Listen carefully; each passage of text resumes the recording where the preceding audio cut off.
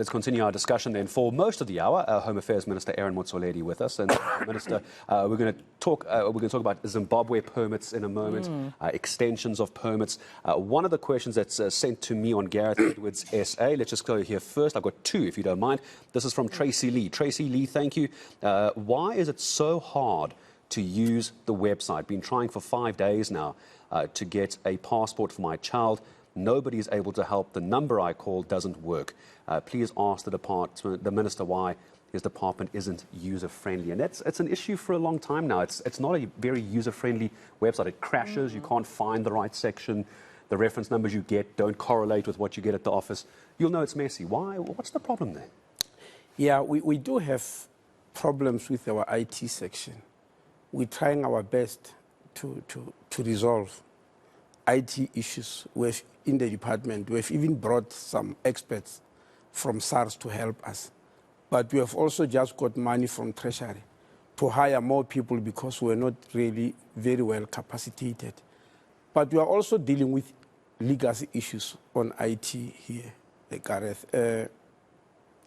For instance, you have just asked me a question about people applying for an abridged birth certificate, taking time. Those are some of the other tweets yes, you're getting. Yes, yeah. The problem is Home Affairs has got 350 million manual records. Manual means files packed up in a room up to the roof. They stretch back from 1895, not 1995, 1895. They stretch back from that period.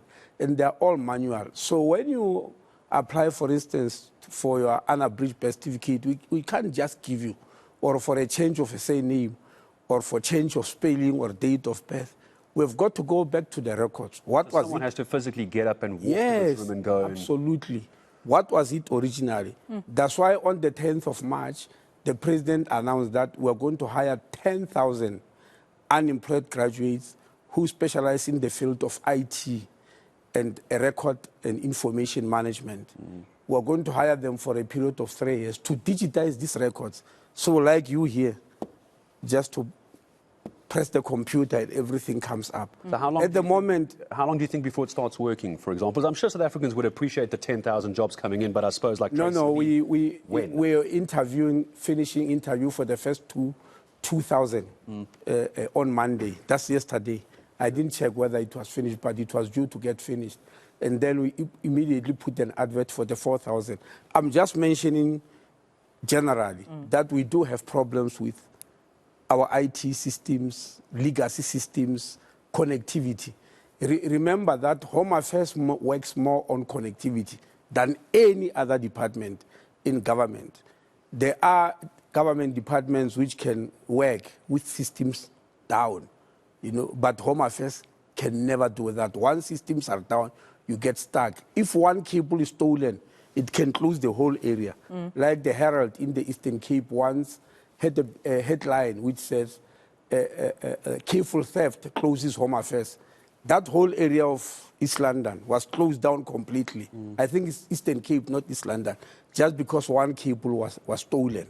And so other departments don't get affected by that. But the other issue is the general broadband in the country. Yes, the Minister of Telecommunication and New Technologies announced what they call South Africa Connect, to connect all schools, clinics, police stations, Home Affairs offices, because they are not connected. And I ask you, please start with Home Affairs, because all the others, for you to visit them, clinics, police station, even schools, you need to come through to Home Affairs first. But all of them are not necessarily affected by IT systems more than Home Affairs. So when is that going to happen? Sorry, Tumelo. When is that going to happen? Can we just wrap this part up? When is it going to get better? Are we talking it's not going to be an event. It's a process. For instance, the modernization of Home Affairs offices. We have got 412 Home Affairs offices.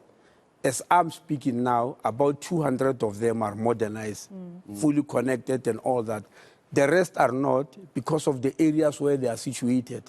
And every year we keep on trying to modernize them. So it's a process, really. It's not something I want to go back to the 350 million files that you made reference to. Hence, you said it's not as easy just to give, access to a change of surname or an abridged certificate, etc. What are you then doing to make sure that you keep tight security on issues such as identity theft, issues such as, corruption, the issuing of illegal passports? I mean, you were busy with a heavy crackdown where you were exposing some officials, even internally, who were taking on bribes to assist in issuing some of these illegal ID documents and passports. Surely there could be cracks because of the many files that you have at your disposal. Yes, actually, cracks appear more when you do things manually. That's why I'm emphasizing on digitizing and making IT sections. But there are quite a number of things Tumelo are doing. One of them is that all South Africans, including all of you here, we have got your biometrics kept in a system called HANIS, Home Affairs National Identification System. But you only have 2 of your biometrics. We've got your fingerprint and your photo. That is not enough in today's terms to deal with corruption. So we are now migrating to a new system called ABIS, Automated Biometric Information System, which has got 5 biometrics, not 2. In addition to a fingerprint and a photo, we're adding iris recognition, a system that must identify you via the iris in your eye, and then a photo recognition, a system that can identify that this is Tumelo, it's not Motsoaledi, and it does that automatically. And then palm print. Now, at the moment, to do that, we've got to migrate all South Africans from HANIS to ABIS. And I'm happy that we are now 99.9% towards that total migration. After migrating is then that you start adding the other biometrics. It becomes then difficult for instance, how will that help? If you look at the passport fraud, the way it happens, right. When we arrested the Pakistani kingpin in our Krugerstop offices, this is how it works. If there are 10 people who want a South African passport, which they don't deserve because they are not South Africans, then they go and recruit 10 young South Africans. They recruit the Home Affairs officials who's corrupt. They come into the office at night when everybody is knocked off.